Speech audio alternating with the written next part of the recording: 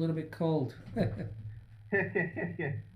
No, it's very always hot here, always warm here. Hmm. I am, for those who know me, of course, I am in the Caribbean, in the Dominican Republic. So you guys know that here, every single day of the year is summer. Oh yeah, Yes. there's no snow. We don't know snow. I know snow because I've been in the U.S. in Christmas time and all that. Yeah. Yeah, but we don't know snow and nothing of that here. It's always sunny. Yeah, you notice I'm in a different background. You saw my snow picture the other day. It's been very cold here, so yeah, I know yeah, that. I yeah. know that. Mm. And I know something. I know for a fact that even in the, yeah, I know you're in Canada, but even in Texas, it's very rare that they have snow. Yep. They even have snow these days. Oh my goodness. Oh, really? Yeah. Yeah, yeah, Okay, well, we should probably get started. Let me introduce you properly. You and I met just briefly, not that long ago, actually. We met online, and I was super impressed with the work you've been doing, and I really wanted the rest of the coaching community to have an opportunity to meet you and learn from you. So, today we're going to cover some of these things, but. A little bit about Samuel Rosario. Um, is a general manager of one of the largest non-profit, non-profit or not-for-profit non-profit. non-profit Yeah. organization in the Dominican Republic, leading over 200 people. That's a pretty large organization, Samuel, right? Yeah, Um, it is. Yeah, yeah, totally. yeah. At the same time, Samuel, for many years, and this is what really intrigued me, has been the founder of Time Booster Academy, the irresistible house to transform yourself into a highly productive person. This is really awesome, and that's what we're going to, you know, dive into your brain today and learn from you some of your experience in these areas. You've been at that for at least 7 years. I know your passion probably goes beyond that. So, without any further delay, we should maybe dive into that a little bit. So if you don't mind, I'm going to ask you maybe a few questions as we go, and we discuss this a little bit. What made you get into this time management area? Well, I got into time management. Yeah, 7 years ago, I was working for a financial organization, a bank. It was 7 years ago. It was 2014. So yes, and I remember back then I was people from my community. They have heard this story before, but people from your community they don't know me, so they're gonna hear this for the first time. I remember that back then I was really smart about economy and finances and all that. I remember that. And because of that, I was promoted. I was promoted for it was a junior executive position, and it was the first time ever in my entire life that I had to do a lot of things at the same time. So I had to supervise people and make reports and meetings and all that. And it was like a hurricane for me because yeah, I was very smart in terms of the technical things in the economy world and all that. Yeah. But I knew nothing about organization, productivity, time management, organizing your day. I knew nothing about that, Mm. and that almost killed me. I mean, it was horrible, a horrible experience, and I learned a lot from that experience. I failed at that, and that led me to go deeply and to study and to learn for real about being productive and being Nice. organized and being efficient. And Mm. here I am, and Yeah. now I am leading over 200 people and doing a lot more things and running my own business and doing. I mean, I belong to Toastmaster International and a whole bunch of other things. And yeah, I'm super. Yeah. I mean, I'm great. I'm feeling great. I mean, nothing to compare about that. That's that's really cool. As I'm listening to you say that, I'm sure a lot of people that will hopefully watch this video, and even if they don't watch it now, down the road, um, can relate to what you went through in that role. There's a lot of business owners that are just in chaos. You think hiring one or two people, yes, it's fun, it's easy. You build some relationships, But wait till you really start to grow and build a business, right? Mm. Yeah, I love that. I love when you say that because uh, one of the reasons why people fail, we hear and we know these statistics. I mean, we hear these numbers. People say, "Oh yeah, 90% of entrepreneurs and business owners they fail after the first or second year." Yeah, it's all over the world. These numbers. Right. One of the reasons why people fail, and I love to study human behavior, like yourself. Yeah. And I see this. I love seeing this. For example, if you go to the YouTube channel of Grant Cardone or Tony Robbins or Gary Vee, the most watched videos that they have with millions of views are videos about how to be wealthy, how to be a billionaire, differences between poor people and rich people. These are the most watched videos, and that's good. Mm. The least watched videos are the videos about leadership, organization, productivity, time management, and by saying this, you realize why people fail because they want to stay on the surface and on the dreams and on Mm. the excitement, which is good. But they don't want to go deeper on the things that you have to learn to become highly successful, to become successful. So, Mm. yeah, if you don't learn leadership, organization, prioritization, I mean, you're going to fail. Yeah. And yeah, that thinking and dreaming about becoming a millionaire and billionaire, all that stuff, it's good, but you gotta know what it takes. It takes that you become a leader, that you become a person with a good character, that yeah, that you become organized, that you Mm-hmm. become a master of your time. So yeah, a lot of things to learn. Yeah. That's really interesting. It's almost like we have a lot of conversations. We work with a lot of coaches around the world, and we consistently hear about we could do this and we could do that. And this is the dream stuff that you're talking about. Getting things done. it, you know, you can't get from A to B without taking those steps. They don't need to be big steps, right? You know, Yeah, and sorry, yeah. that's okay. I was gonna, you go ahead. No, Yeah. yeah, very quick, Mm. very quick. There's a study that I made last year with entrepreneurs, and what it revealed is that entrepreneurs they get done 20 to 40% of the things they say they are going to get done for the week, for the year, for the month. Mm. So yeah, it's incredible. It's incredible Yeah. because Yeah. it's like you say, people just stay in the dream part, which is good, but they don't want to go to the meat of things. Mm. Mm. So whenever I bring up the time management phrase, a lot of people just jump on and they say, "Well, hang on, you can't manage time. Why do we call it time management when really, no one has the miracle ability of controlling time?" Yeah. It's just a very good question. That's the way we call it, and we call it that way so that people can understand what we're gonna talk about. But yeah, but in essence, time management is actually life management and the management of your behavior, the management of yourself. So yeah, in reality, in practice, is how you manage yourself and how you manage your inside world and your outside world. But yeah, we call it time management. Yeah, Mm-hmm. Mm. there's Yeah. more than that. Yeah, I think you and I both enjoy the neural aspects Hmm. of behavior, right? So behavior. If I put it in what you're saying there, um, behavior is what you're doing, what people can see you doing. It's observed, right? Um, but it's the thinking that creates that behavior that allows you to do the things that you need to do. So in essence, what you're saying is you really need to manage your brain, right?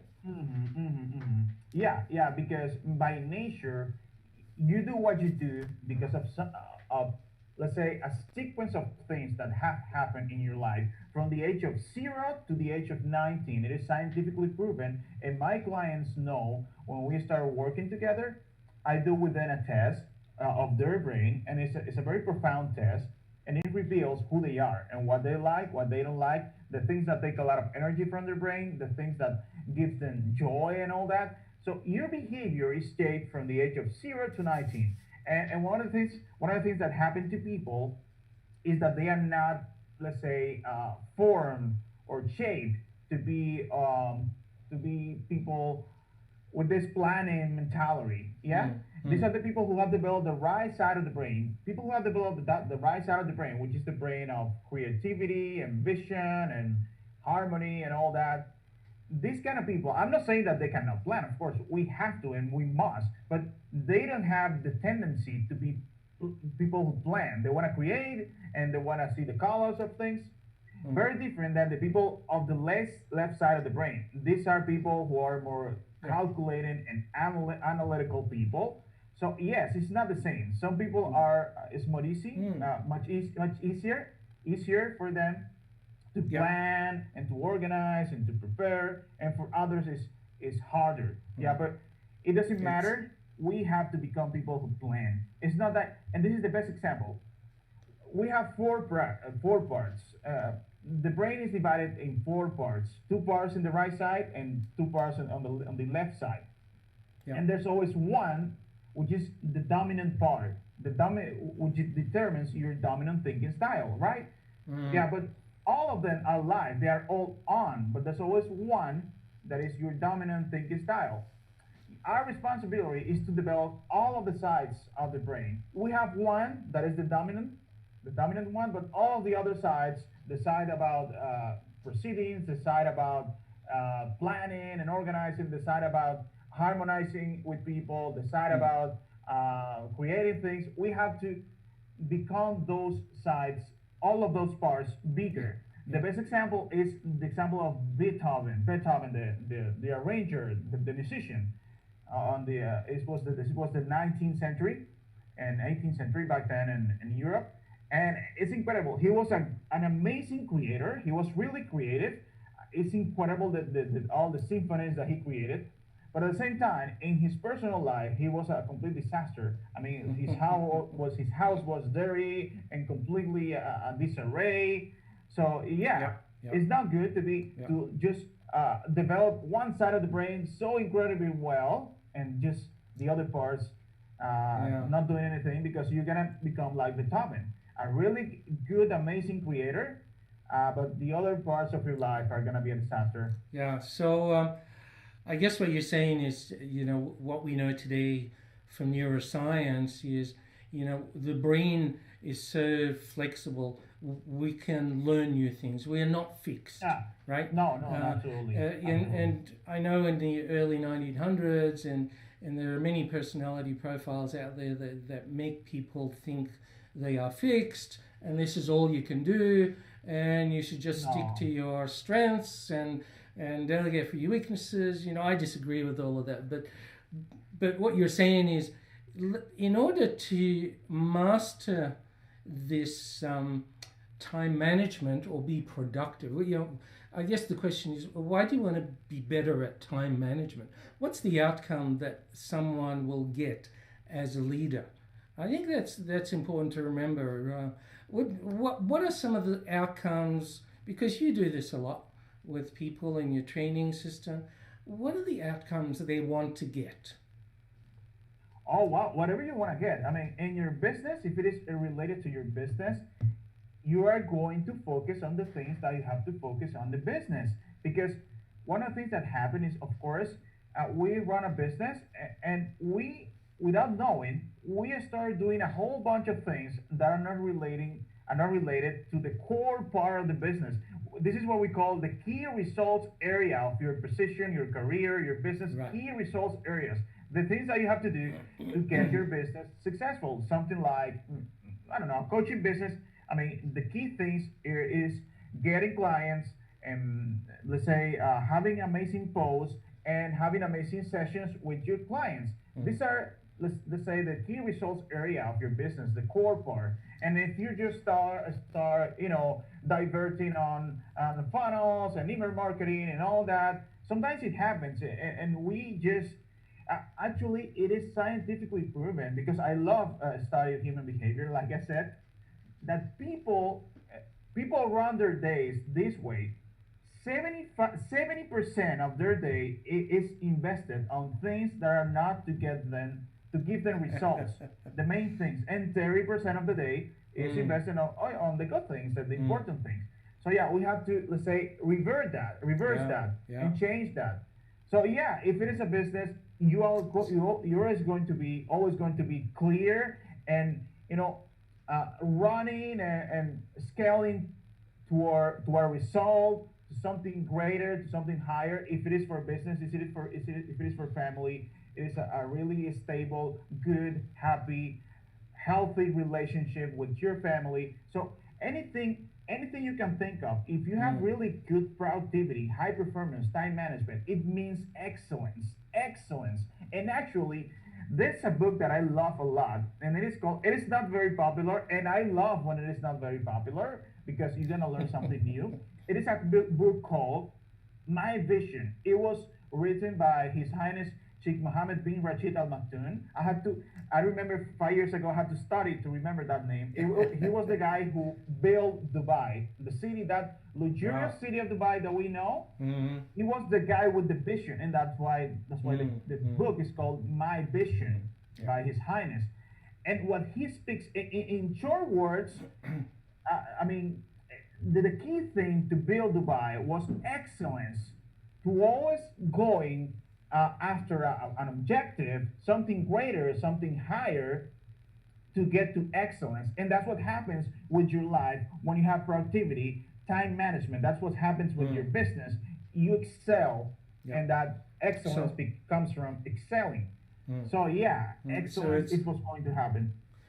productivity and being effective with your time, so that you are doing the things that really matter towards your goal. And as you Yeah, said, if you flip that 30 to 70%, um, instead of doing 30%, if you do 70%, then you're already twice as effective with your time and twice as yeah, productive. Um, and that's an important thing to remember. So, I guess the question for a lot of business owners and leaders would be, if you get to the end of your day and you feel like you didn't accomplish what you set out to do that day, maybe it's time to reprogram your habits. yeah, absolutely, absolutely, Mm, without a doubt, my man. Yeah. yeah. So where would somebody start? Now let's get into the a little bit of the how do people become more productive? What's the first step? Is it lists? Is it priorities? Is it the big rocks? What theory or what do you recommend for people? Yeah, yeah. Actually, the first part, of course, is to be able to define what you want. And of course, I don't want to sound so woo-woo here and all that. I know that I am speaking to people who are really seasoned, and people who are experienced people. So I'm not gonna say anything new when I speak about your purpose and your dreams and all that. But yeah, you have to be clear on what you really want. I mean, what you are pursuing in life. So yeah, the first thing to be productive, I mean, beyond these parts of the to-do list and prioritization and planning and all that, the key thing first is to have really amazing and enticing goals, really good goals. So yeah, that's the first part. And the second part is to align your actions with those goals, with those dreams. One of the exercises that I share with my clients is that they write down the big goals in life, the big goals that they have in life. Yeah, let's say that it is four goals. Well, they write it down, and then I ask them to write down every single action that they take on a normal day, every single action that they do, that they take. It can be 60, 70, 80, anything. It doesn't matter if it's relevant or irrelevant.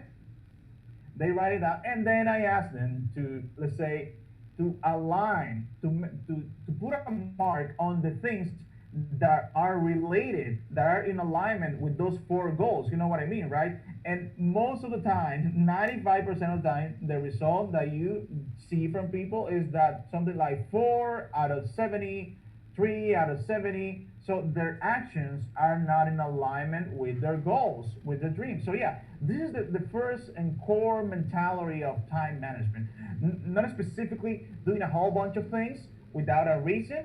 Yeah. It's aligning your activities with your dreams. That's the first part, and then we can go to the more specific and more technical part of how Yeah. you organize your day and all that, and how you Mm. delegate and all that Great. stuff. Yeah. Yeah, I guess that just sounds so easy, but it's probably a lot of difficult for a lot of people to do that. Then even when they do that, if like you say, that part of their brain where discipline really belongs is not developed, and chasing shiny objects and new ideas and all of these things, that's a lot more fun. um, but it's not productive. It's not getting them the results in their life Yeah, and so forth. yeah, exactly. So, one of the things we do is teach people discipline, right? We don't send them to military school, I but was part of the army actually. I know yeah. what discipline, that military, what military discipline is. Mm.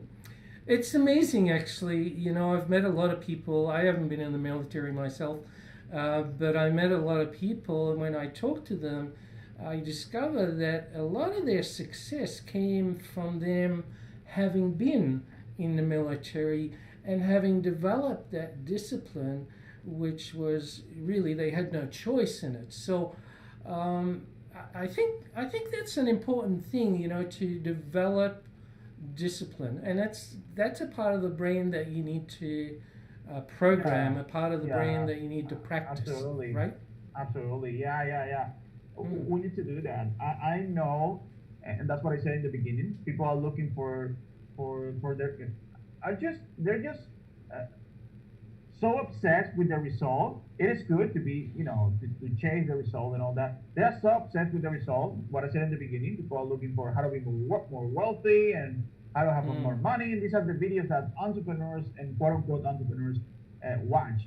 But they don't want to learn you know, the, the, the strategies that you have to learn to get to that goal. Yeah, and one of the things is that we have to develop that discipline to be a planner, to plan, Mm. and not in a very let's say in a very complicated and complex way that it's gonna get so boring and you don't want to deal with that. No, in a very simple way but effective way that helps you to stay on track. Mm. Yeah. You know, um, I was just thinking of my own habits, so I'm sorry if I can share some of my own practices. One of the things that I've been doing, pretty much most of my professional career is, every day I pick four things that I need to get done today that are going to move me to my goal. Now, sometimes, we talk about the big rocks, and some big rocks can be too big. You got to break them down, right? And the reason I break it down into small pieces is I've learned that the drug for me, if I can use the phrase, is finishing. When I finish something, it's just I can get up, I can stretch my legs, I can move around. I feel empowered to come back and then do one more thing. So it becomes like an addiction. I want to finish one more thing. So picking four things to finish every day, and I get those ticked off. If I finish early, I just walk out. I'm done. What do you do with your people? Is that a good idea, by the way, or I'm always open to learning, right? So, It is incredible. Actually, Brian Tracy, who is a Canadian, by the way, you're in Canada, who I had the honor to meet personally in 2016 here in the Dominican Republic when he came. One of the things that he says is that we have to become addicted to endorphins. And what it means is that when you finish something, when you get something done, it is, again, yeah, scientifically proven that your brain releases endorphins endorphins. That's that right. brings joy and Mm, satisfaction to you. So yeah, you have to become addicted to endorphins, which yeah, means becoming becoming addicted to getting things done and finishing things. Yeah, because one of the things that we see from people around the world is that they don't finish what they started. One Yeah. of the key habits that we have to develop, it is not so easy, by the way, but it is super rewarding, is finishing what you started. Yeah. So it is incredible, and it's really related, absolutely related to what you said. Yeah, yeah, because um, entrepreneurs and business owners by definition tend to always call themselves entrepreneurs. That's another topic. I don't think they're all entrepreneurs, but they are dreamers, and Exactly. they're easily excited and distracted by another problem.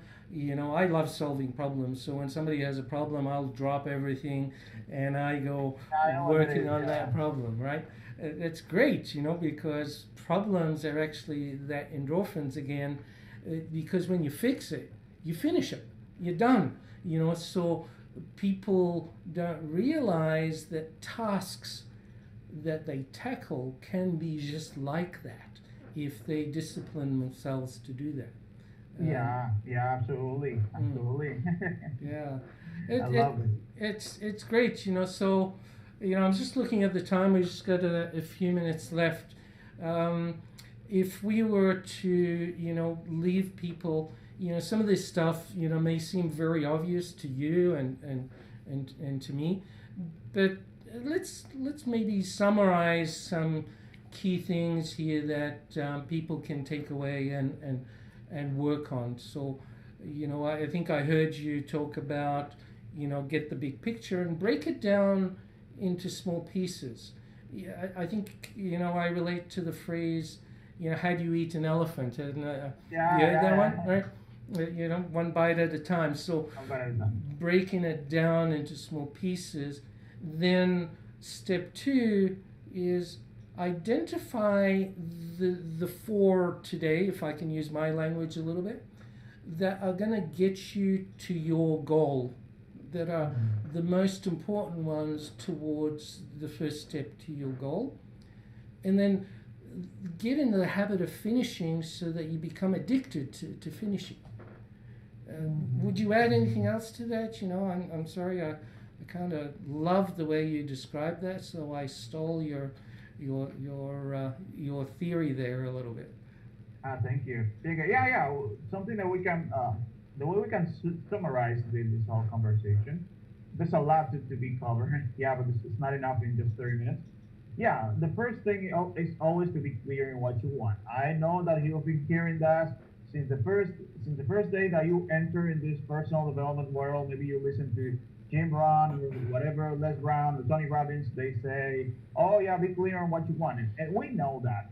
So, but sometimes we have to be reminded on those things. So yeah, first thing is to be clear on what you really want. That's the first thing.